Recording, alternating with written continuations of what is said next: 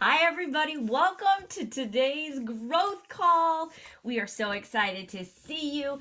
We've got a great guest today.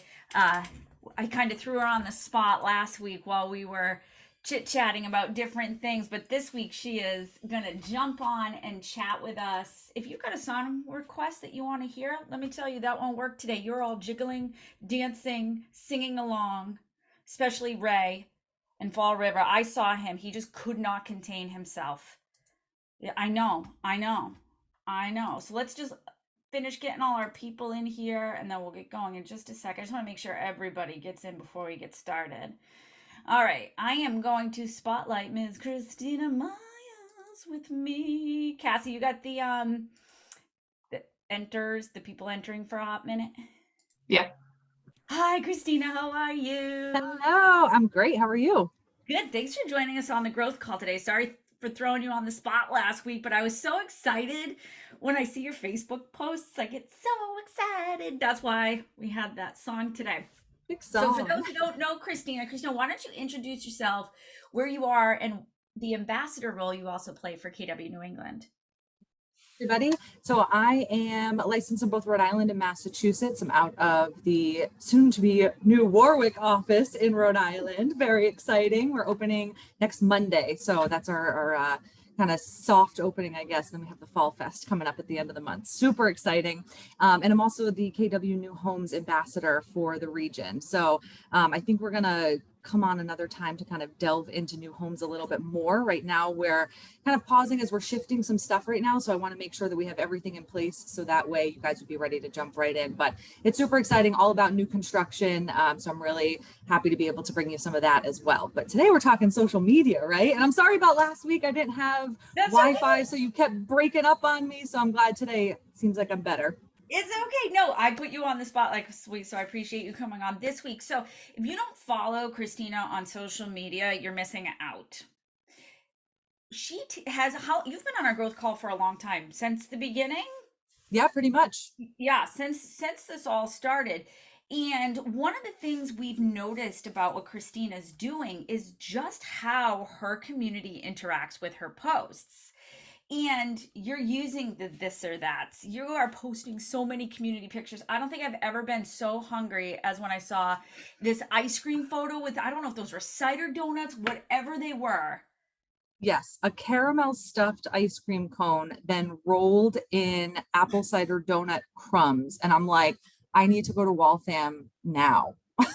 Looks Not that so far from good. me. I'll meet you there. I was like, oh Sounds my good. God. But what you don't see from the business side, which I'm sure Christina sees on her side, is how much interaction, engagement, shares, likes, loves, ha-has, and comments she's getting. And she's using all the growth call material. Mhm. Just last week alone, when you did the call me or text me, you had incredible feedback on that one. That's the one where I was like, in minutes, you had text me for this but not that, or people said always call me. Or how are you using that, the growth call images in the content, to connect with your community? So one of the big things I would say, and first of all, thank you guys so much for this content because it is, I use it every single week. It's my favorite part of the growth call besides starting our Mondays like this because you guys always have so much energy and it's like there's no Monday doldrums or anything. And I absolutely love it. I schedule out basically usually like the next half hour after the growth call is done to schedule my posts for the week then. And I kind of use them as, I think of them as like supplemental to my then personal posts. And that does two things. One, it keeps up that, if you end up getting a busy week, or maybe just you're kind of lacking some creativity that week, we all have those weeks, you still have typically like 3 posts, right, that are going to automatically come up and you're going to get that interaction. But then what I find that it does is that maybe if I am having one of those weeks where I'm feeling a little like lackluster with what I'm going to post, blah, blah, blah, or I don't have something saved, when that comes up, it's scheduled, I kind of forgot about it. When it pops up and I'm getting that interaction, it automatically gets me back into that mindset where I'm excited to post something else. So I think it's big that if you're starting out, you can definitely start with just the growth call post. That's an awesome place to start. But where you want to eventually get to is have those be your kind of standards throughout the week.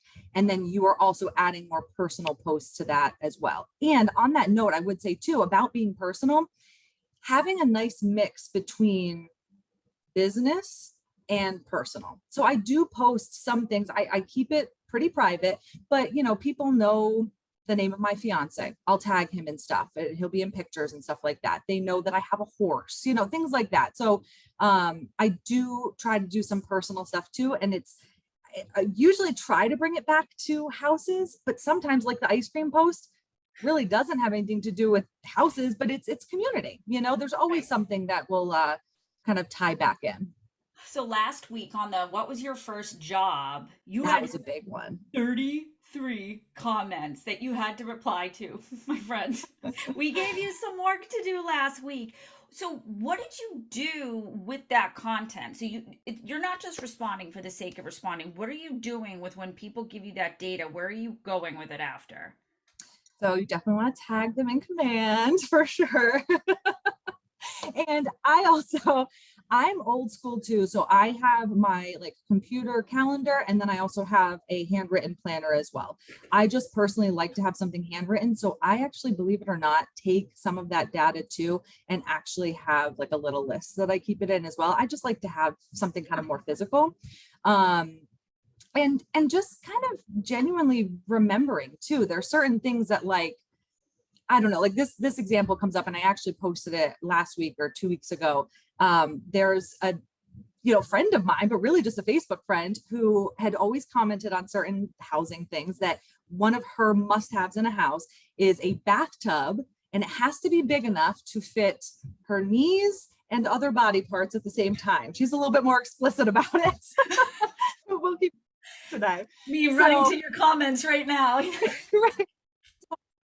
That's something that like bathtub, I guess, on command as a tag, but like as my own, I just kind of keep that in the back of my mind. And it's so funny because one day I was out on a showing and I took a picture for her of this amazing, big, beautiful bathtub. And the same exact day she texted me a TikTok video, and she was like, check out the bathtub. So I ended up taking those and posting them side by side to kind of get a little bit more interaction out of it, showing that like, hey, I am paying attention to these things that you comment on Facebook. And I think that's so important because, we've always said your Facebook business page is like walking into your own personal brick or mortar for your business, right? So when people walk in, who they're going to do business with is represented on your social media. Your social media is fun. Your Facebook page is so much fun. And I do think you use that 80-20 rule, right? Like we get to know the person you are through your posts, and then 20% is business, because we're still in real estate. We do have to talk about our business. But I know that if I were to look at your page right now, I know exactly who I'm getting into business with. And there's no doubt that you would do a good job for my personality. Because we all know, guys, people do business with people they like, and they're looking for that human connection, and as much as we want to fight it or complain about it, social media is here to stay. There's always going to be some form of an online community. And that's what our growth call a curriculum or the media we give you is supposed to do. It's help you build that online community. And just like you, there's stuff I keep private on my private Facebook, which, I only share with thousands of our KW family and friends. But I do share my family in small amounts on my business page. And of course, my daughter gets the engagement when that child's on is through the roof, right? She's through the roof when I bring my family in. Now, through all these posts, have you noticed through your business page that people are liking or commenting or engaging at specific times of the day? So that's a great question, because if you guys use the scheduling feature on Facebook, you'll notice that semi-new, they've now started suggesting times and days of the week that they say that your followers are more active. Now, I will say for me personally, and run your own experiment, because it has to work for some people. Usually Facebook's pretty spot on with their algorithms and things like that. I tried, so on mine, they would always say like Tuesday and Thursday evenings at 7 p.m. And I tried that for a little bit and I found that I wasn't getting the same engagement. What typically works for me, and I honestly just did a Google search. This was like probably over a year ago at this point of like, what's the best time to post? And I had read that it was in the mornings between like 8 and 9 and like lunch break time. So like 11 to 1 p.m. And those seem to work best for me. So what I'll do is when I schedule the ones from the growth call, I'll usually do it for those times, kind of based on, you know, like, let's say if one's more about lunch, I'll do that for the lunchtime one. If one's more like, you know, if there's like a, what do you prefer, tea or coffee for breakfast? I'll do that one for breakfast time, you know, if I have to, or if it makes sense to kind of schedule it that way. And then the personal posts that I do, a lot of them will just kind of be whatever it comes up. Or if it's something that I've kind of been saving, you know, for a specific day, margarita day, or that's one that I just saved recently that I put in my calendar because I saw like a margarita post and I was like, well, there's got to be a National Margarita Day. So I looked that up and then I just saved it in my calendar with the link to post for that day. Yep. You know, it's funny because I think all of us come from different backgrounds, right? My husband's in a first responder. He's fire and paramedic. So our demographic before I came over to this role seemed to be very late at night, right? So we were scheduling his post to go out late at night. And then when I switched over to my role, that continued for a while because they were the original followers. But now that I'm branching out to GW people, it's actually a little earlier, right? So I'm noticing that you guys interact with my post between 6 and 7 at night. So dinner's done, you're decompressing, you're checking your own Facebooks. But I'll say also, you need to post when you may have time to deal with heavy traffic that's going to happen as a result of comments and engagement on your posts. Yeah. So if you're posting at midnight or you're pre-scheduling things to go out late or super early and you are not an early person, it may be overwhelming to walk into 48 comments. The first time something ever blew up on me, I was like, I have how many red bubble things? That's a lot of red bubbles on Facebook. Notifications. That's a really good point too, Brooke, because you have to be vigilant about responding to comments. That's honestly one of the biggest things, because not only, you know, are you just being nice, like by responding to people, you know, but it also does bring it back up into people's feeds. So if it's something that, let's say you posted in the morning and, you know, got some traction then when people were on in the morning, but then it kind of got buried in people's feeds, when you go back and you start responding to comments, or a trick that I like too, if something isn't really getting as much momentum as I like, I'll go back and I'll actually write a comment on there. There's usually something that you can write, whether it's a response to, so I'll try to leave that out. So say like, what's your dream job, or what was your first job? Don't write that into the post, save that for a comment. And I try to not, unless it's something that I've teased in there and people are like waiting for the comment. Hopefully they are, I know. I'll try to wait a little bit to write that comment, because again, I think it helps bring it back up into people's feeds and get it kind of in front of other people who didn't see it in the morning. One of the other things I love that you do too is you're asking questions, so you're validating what they're saying, and you're bringing it back, but then you're also wrapping it with another questions many times in your comments. Like I'm a stalker on your page, but you're wrapping more questions, and so sometimes if you dig down into your comments, tons of comments back and forth because you're asking questions and you're digging and digging and digging until the conversation going. You know, you guys are actually the ones who taught me about the 5 words or more for a comment back. Yeah. And I think, I mean, you know, I never knew the exact number, but it just makes sense to have somewhat of a lengthier comment back, because I mean, there's nothing worse than like if someone writes this nice comment to you and you're like, nice, yeah, or a thumbs up, cool, like that's not continuing the conversation. So even if it's like, oh my gosh, I never knew that about you, that's so cool. Even if it's not a question, I think that engages them more, where they might come back and go, yeah, it's something I don't talk about too much, but it's a past life or whatever, you know? Yeah. So yeah, you're just keeping that kind of conversation going. I love it. So somebody in the comments said, any tips on how to get people to follow your business page? I know I have my tips and tricks, but what are yours? So one that I found that worked for me was sharing content directly to my business page first, and then sharing that to my personal page. Because, obviously all your friends and family that you have on your personal page, if they don't know about your content or you've sent that invite and maybe they haven't responded yet, it's kind of a nice gentle reminder rather than continuously sending invites to like your business page. And it also kind of gives them a preview of what kind of content they're missing out on.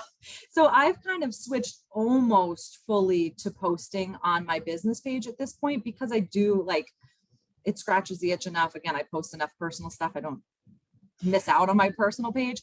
And I kind of see it as like, you need to come to the business page if you want to see what's going on. Well, and then the other thing is they know what we do, right? It's not like we're shy about what we do in our world. And I think at some points, our family, friend, and the people who are on our regular personal Facebook, they almost get sick of things and they're hiding posts or they're doing different things. So they may not be able to see or interact with it because they've chosen not to. So I also try to only bring in maybe 1 or 2 posts a week from the business page to my personal, especially around charitable giving or cool events that are going on that we're doing.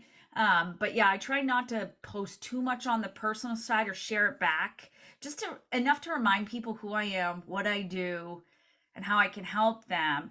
But I am also not afraid to ask, right? Yeah. I'm not afraid to throw that bad boy, that link in a smart plan and say, you're missing out.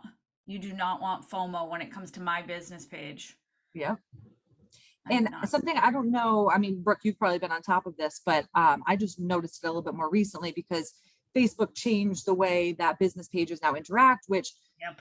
is a change, but there's part of it that I really like because you can now interact as a person a lot easier, in my opinion. And so definitely, first, this is kind of a side note, but definitely have something in your business page name that says, I mean, mine's very simple. It's Christina Myers Realtor. So that way, when I am interacting with other pages, every time every time I comment, it's a subtle reminder. Again, it doesn't have to be about houses that I'm commenting on, but they're seeing my name pop up as Christina Myers Realtor. So now they're automatically, every time they think of me, equating that with, oh yeah, she's a realtor. That's right. Don't forget. And I just lost my train of thought because I had to go on that little sidetrack. It's good.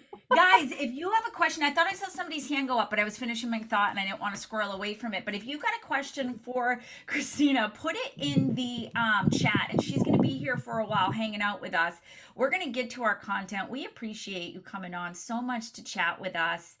And keep rocking that content. And guys, if you ever have ideas for content that you need us to help you get out, let us know. I'm going to put Christina's realtor page inside our chat right here. So you guys can go follow. If you're unsure on how to reply to people, go see what she's doing. Go see how the conversation continues. Oh, go ahead. Sorry, just really quick, because I did remember, and it was to someone's question about getting more people. So one of the changes that they made, I think this is when this came about, is there's a difference between someone liking your page and following your page. Yes. And so I found that a lot of my top commenters and top reactors actually weren't following me. And I just found this out recently. So this is another way that you can do it, is that when you do get that interaction on your page, if you click on the reactions where it brings up everybody who's either liked or laughed at or whatever, next to their name, if they're not following you, you can send an invite right there. So that's another easy way. Again, these are people that are already interacting with your page, so you know that they like your content. So it's just like, hey, you already know you want to see more of this, so you're just kind of sending that right there. Thank you so much. You gonna stick around for the call, the rest of the call? Of course. I gotta see what I'm posting this week. Woo woo! Oh, thank you so much, guys. If you've got questions, keep throwing them in the chat log. But we're gonna get to that content. Cassie, you got that? Awesome. It's a little nerdy this week. I got a little nerdy on you. So if you haven't seen it, you can go right to the bookmark, but it's all about, I'm going to say it as Hope Robin Silva does it, libraries. She loves to go to the library. Today is library at school. So, did you know that your local library is so much more than books you can check out? Most have no cost, low cost museum passes, audiobooks, classes, and more. Your local library is so much more than books. Do you have a library card? Now, make sure you are linking, and I couldn't put it this time because you guys don't always change the copy when I put it here. But one of the good things you could do is to add a link to your local library with more info or events that are really cool. The hashtags, take a look, It's in a book. If you were born in the 80s and you can finish that song, you're my hero.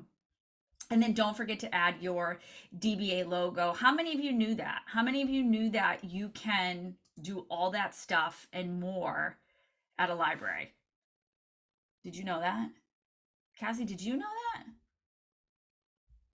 I have not been to a library in quite some time, and I know I have some friends that are librarians, so I feel like I really should visit the library every once in a while.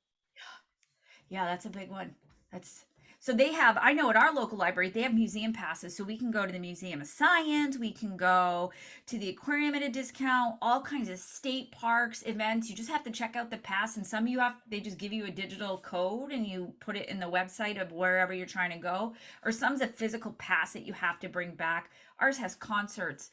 Once my kids went to like 6 ukulele lessons. I'm really glad they decided not to go forward with that. That was a loud one. But your libraries are such an amazing source of information, and it's a great way to dig into what's going on in your community and be a community connector there. So we are staying in the theme of asking questions about the past to get forward, if you haven't figured that out yet. So if you could go back to school today, what would you get your degree in? I'll put mine in the comments. So if you could go back to school for anything today, guys, what would you do? Put it in the comments in the chat. Cassie, are you doing, or what would you do? What would you go back to school for today? You get your degree in one day. Yeah, so if you were on last week, you probably heard I ended up being a criminal justice major. And I ended up in real estate. So like, while some things may apply, reading contracts and all of that, most of it doesn't. I always say if I were to do it all over again, I would have done some sort of business degree, knowing that can help me out in wherever I end up. So probably business, marketing would be helpful, something along those lines.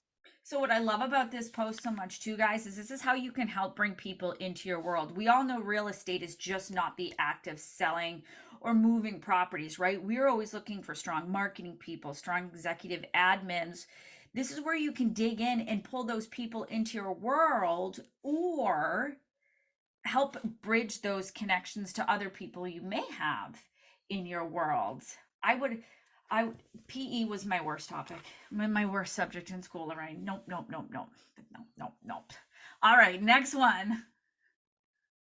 So with the book nerd stuff, and I am a super book nerd, just so you know, I read on anything and everything and paper. So which do you prefer, curling up with a good book or flipping through the pages of a glossy magazine? I'll put mine in the comments. Bonus points for what you are currently reading or any magazines, thanks Cassie, you subscribe to. So this one's the this or that, Team Book, Team Magazine, Page Flippers Unite. Put it in the chat. Do you love books or do you love magazines? And for somebody who's a tech person, I love physical paper. I love my Remarkable. I love my digital notebook, but there is something about holding a book, and it took me till I was like 35 to be able to highlight or notate in a book. They were like the holy grail to me. So I would not mark my books up, and now I'm like, this is mine. I write in it. I want to remember this. I'm going to highlight it. This is my book. I own it.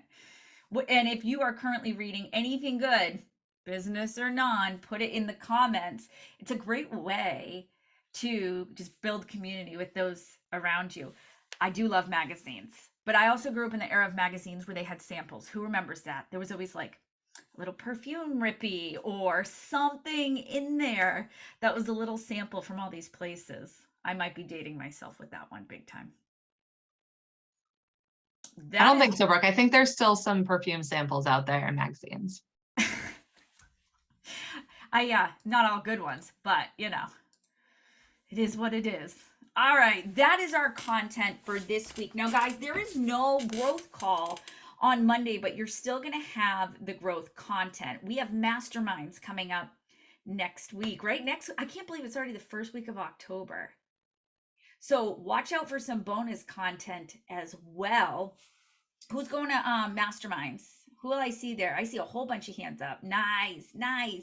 So never fear, you still get the content. There's just no call and no tech that matters after.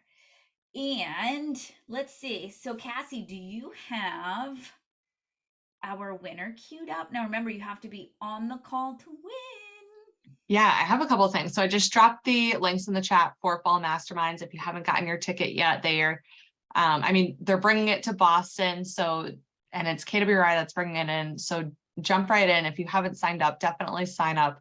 This is the first time that they're coming to New England, and we have to have a good turnout in order to bring it back. So go ahead and sign up if you haven't already. Bring a friend. If you can't make it in person, they do have a digital option. If you buy the in-person ticket, you automatically get access to the digital platform. So I think that's a pretty good deal because, like, with Mega Camp, Family Reunion, you can always go back to those recordings that they share out with you. Also, don't forget to keep an eye out for those emails from us about the growth call, and follow us on our Facebook group. That's where we'll be posting next week's content when we're not here on camera with you. So I just dropped the Facebook group link in the chat if you haven't joined the Facebook group yet. And one more week of giving away a One Thing book. So we've been talking about our One Thing series that we're kicking off. So we have the Shift series that we did all summer of Shift. That ends, I think, tomorrow. Brooke, is our tomorrow's last the gift to shift call. where we wrap it all up. Yeah, so like I said, next week is Fall Masterminds, and then the week after that on Tuesdays at 2, same time, same place, new link.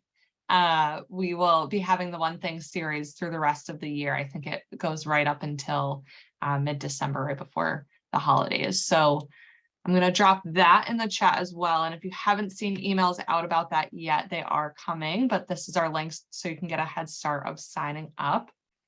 So we have one more week this week of giving away a One Thing book. So you're ready and prepared for our series. And that is going out to, let me see here, out of the Boston Metro West Market Center, Karen Englam. Karen, are you on? Karen. I am. Hello. Congratulations. Thank you. So we'll get that out. I'll connect with you after the call and get that out in the mail to you. Brooke, anything else you want to wrap up? Just stay on the call, because today, as soon as we pause this and go back on, we're going over some quick and easy tricks to make sure your smart plans and emails do go out, because there's a couple of really weird idiosyncrasies that I want to fix for you guys. So that way, when you send a smart plan, you're not getting a failure that says you have these missing fields. So stay on, because we're going to have a couple of really good minutes of nerdy things to make you guys so much better. Awesome. Well, thank you for joining us. I just dropped all the links in the chat again, and including your September resources. Have fun and stay on with Brooke so you can implement what we just went over today. Woo-hoo. Thanks, Cassie. Thanks, Cassie. Thanks for the book. All right.